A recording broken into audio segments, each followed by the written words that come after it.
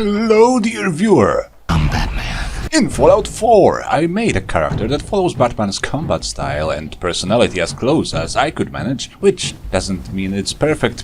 It's not the perfect Batman. I would probably need a level 90 character for that. I don't have that much time, but as much as I could squeeze it into 50 levels, well, 52 or so actually, it's Batman. He can travel jumping from rooftop to rooftop. Yes, not by gliding with the help of his cape, but with a jetpack. We still need more mods for Fallout 4, apparently. He can throw batarangs and other similar projectiles. He beats the baddies to the pulp using his almost bare fists. He can go for a hit-and-run tactics, jumping from the shadows, knocking a few guys out just to fly away and hide again, confusing and scaring his enemies. But he can also tweak his batsuit a bit and go for a full-on YOLO standing under the gunfire like a boss. Can't say I have given much thought to the roleplay, especially that pretty much everyone knows who Batman is, but I bet he was a masked vigilante before the bombs fell, even punishing the criminal and exposing corruption by night, a loving, though a bit sleep-deprived husband in the light of day. But we all know what happened to him after he woke up from the cryo sleep and climbed out of the vault. He quickly learned Boston needs a hero now more than ever. Definitely doesn't deserve one, but certainly needs one. Luckily, he already knows how to make a bat suit, so he can resume his vigilante business almost right off the bat. He can make a few batarangs too, and quite soon he will learn how to make stun grenades, which don't kill people, just knock them unconscious. This is achieved with a few mods. Without mods, this is a decent melee build that should work well on hard difficulty, but we want that Batman feel that will work on every difficulty. So yes, sadly, for some, we need a few mods. Let's look at them. Batman Beyond is a real cool bat suit you can craft at a chemistry station. It has rather powerful defenses, so it will make our early game a little bit silly. Not only that, but you can also wear all the normal armor pieces on top of the suit. Some will clip horribly though, so I also used another mod, a new equipment overhaul, to make vanilla armor pieces invisible. Problem solved. In fact, I wanted more than one batsuit. One is for stealth and hit-and-run tactics, and this one has the external armor invisible, and a sentinel batsuit geared towards just standing under the gunfire and punching everyone. This one has bits of perfectly visible heavy combat armor on top of the Batman Beyond suit. I painted my combat armor black using Gunmetal Armor Paints mod. It's an old but neat mod that I can't live without. It has a lot of colorful variation for your armor, but these suits are different not only in how they look, they are functionally different. The Infiltrator suit is a combo of powered, sprinter and sometimes chameleon legendary effects. This makes sure you regain action points at a rate assuring you can always use VATS or power attacks. You sprint real fast to close the gap between you and your targets, and chameleon makes sure you can hide again real easy after discovered. The other batsuit is just as many Sentinel or Titan legendaries as I could get my hands on, reducing all incoming damage by 60% total as long as you don't move. This is awesome again with Blitz. Blitz allows you to teleport basically towards your target in VATS. The game doesn't think it's movement, so your Sentinel defense remains active. You can clean a room's worth of raiders without losing your damage reduction this way, or just use VATS to jump forward and finish the fight out of VATS. Now, acquiring 4 different Sentinel items is quite possible in a longer playthrough, but will take a painful amount of time, possibly some reloading and whatnot. Why bother with that when you can just use a mod allowing you to move legendary effects between items, like Love to Craft Legendary, which is what I used. We of course also need a way to jump from rooftop to rooftop and then down on our enemies. For that I used Cross Jetpack again. I love this mod. A jetpack out of power armor should have been a thing anyway. Finally, we need batarangs and such, so that I used one of my favorite mods in all of modding, real throwing weapons. It adds a lot of different throwables, including shurikens, which with another little mod called batarang you can actually retexture into proper batarangs, but they are rather weak and pathetic as weapons, so late game I opted for throwing saw blades. I couldn't throw them at human enemies because Batman, theoretically, usually almost doesn't kill people, but they were great in dealing with ferals and super mutants and most of all turrets and lights. And yes, Batman has his one rule: he usually almost doesn't kill. So I also used another amazing mod, Knockout Framework, with yet another non-lethal weapons. This allows you to knock enemies unconscious. I loved doing that from hiding, then just confiscating their ammo and guns, because who needs those? With Knockout Framework you can even pick up an unconscious person, so I decided to bring a few raider leaders to the Diamond City authorities, so that they can decide what to do with them.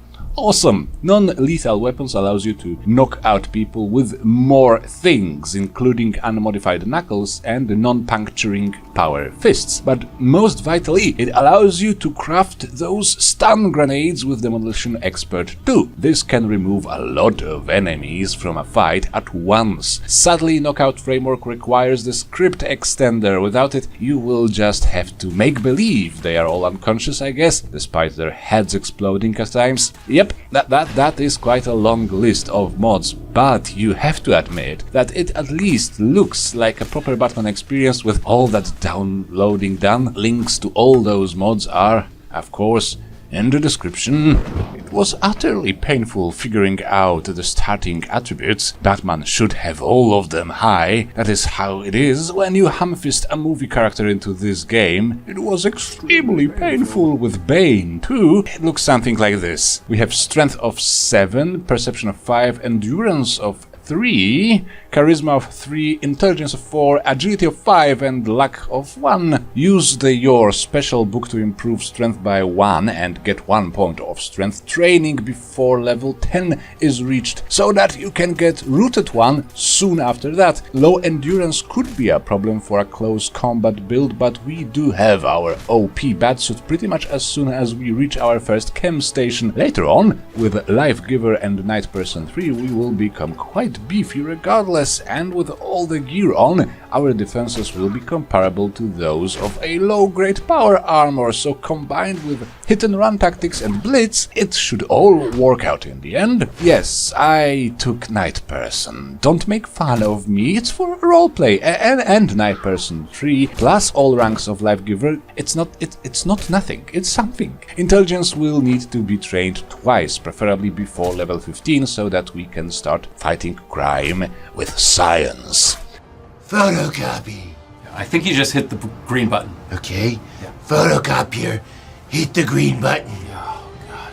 With science. I mean the science perk. It allows you to craft the Jetpack. Once you have Iron Fist 3, Science 2, Sneak 3 and Armorer 2, you must focus on agility. You need to reach 9 and get the first rank of Blitz, I would say before level 30. But let's look at the full list of perks for the finished build. Strength perks are on the screen right now. Blacksmith 3 is not necessary, we don't need many upgrades, mostly we use knuckles. With a puncturing power fist used against enemies, our code of conduct allows us to kill. For perception, we need to get the Vault Boy in Concord and get 1 rank of training for the Night Person perk. I know, it entices you to work at night, okay? Like Batman, it's not that bad, it's not that bad. Only 2 ranks of Demo Expert are required for crafting of stun grenades, which are awesome. They render weaker enemies unconscious, and even the stronger ones get knocked to the ground, giving you time to punch them without any retort. From endurance perks, we only need Life Giver, all 3 ranks. Not my favorite perk, but it is indeed necessary for this character so that we get some margin of error in longer fights, some time to jetpack away and heal behind a corner and so on. Charisma exists in this build exclusively for Lone Wanderer, all of it. Yes, this perfectly balanced perk that right off the bat grants you 15% reduction to all incoming damage to stack with all that Sentinel armor you are going to collect. No freaking Robins and Batgirls or Cat Ladies for my Batman. He is the silent guardian and watchful protector on his own, and loneliness makes him more badass. Which sadly also means we won't be able to unlock all those chests and doors most of the time, so at least let's take 4 ranks of hacker. Maybe at some point you may craft yourself a bot with a lockpicking module and take that one with you only for certain missions, only from time to time to unlock all those chests. Other than that, we need at least 3 ranks of science from intelligence perks. Science 4 would be useful if you ever wanted to use power armor. You could equip it then with its own jetpack or integrated stealth boy. Maybe add some Tesla coils. I'm sure I've seen at least one batsuit somewhat reminiscent of a power armor set. I, however, decided to stay out of power armor, so science 3 for me is quite enough to upgrade everything I need upgraded. Now for the slow march towards agility 9 and blitz. All agility perks, sneak, action boy, and most of all blitz are the cornerstone of your combat style. Sneak for obvious reasons, action boy because action point regeneration allows you to use your jetpack and VATS much more frequently. Even without much luck, your AP regeneration and the very low AP cost of Knuckles, it all should allow you to rely on VATS a lot, which is necessary for the build because we want to make the best use of Blitz. Blitz is just obviously fantastic for reasons I mentioned already. Sneak attacking from a distance is quite possible and often necessary as an opener. By exiting VATS and re-entering it to select new targets, you can often hop around the battlefield, causing a lot of damage, disarming them and paralyzing them, because you also have, of course, all the ranks of Iron Fist. If anything ever goes wrong, just wait a second, your action points will be halfway back to max in about that time, and then jetpack away to safety. Blitz is bliss and action boy is my boy.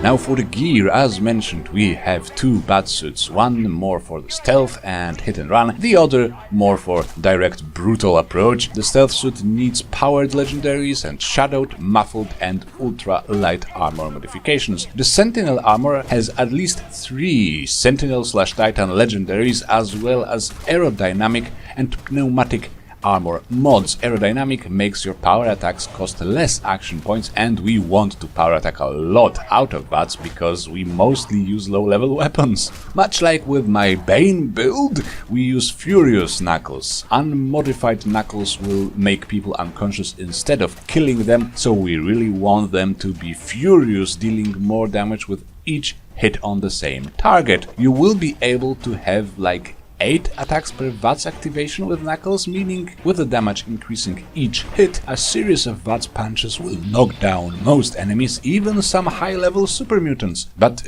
sometimes you just need to kill something. For that, bladed wounding Knuckles will be perfect, applying bleeding ongoing damage with each hit. This DOT stacks with itself. It's really a killing weapon because of that. And if you want to punch down an alpha Deathclaw, you may need a puncturing power fist, furious or wounding. There is a guaranteed instance of a furious power fist.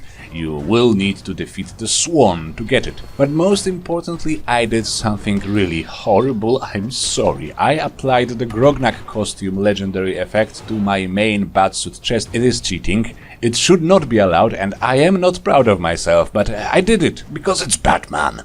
The buff to melee damage you get from the Grognak effect is the main reason why this build can feel powerful even on very hard or survival. I kinda had to do it, since my mods allow for it and I've always wanted to try it with a well-armored build, so now I know. Anyway, with all that done, legendaries swapped around, Blitz perk mastered, jetpack worn and upgraded, and batarangs at your disposal, you should be quite ready to destroy the wrongdoers and villains of the Commonwealth. Pity I couldn't squeeze some luck perks in, would be even more sick with Grim Reaper's sprint. For now, I am done here. Remember to share, like and subscribe. Comment, especially comment. Write me something, even that I'm stupid. It counts for the algorithm all the same. Consider a donation via Subscribestar and or Super Thanks button down there. And have a lot of fun. We shall see each other again. Bye bye.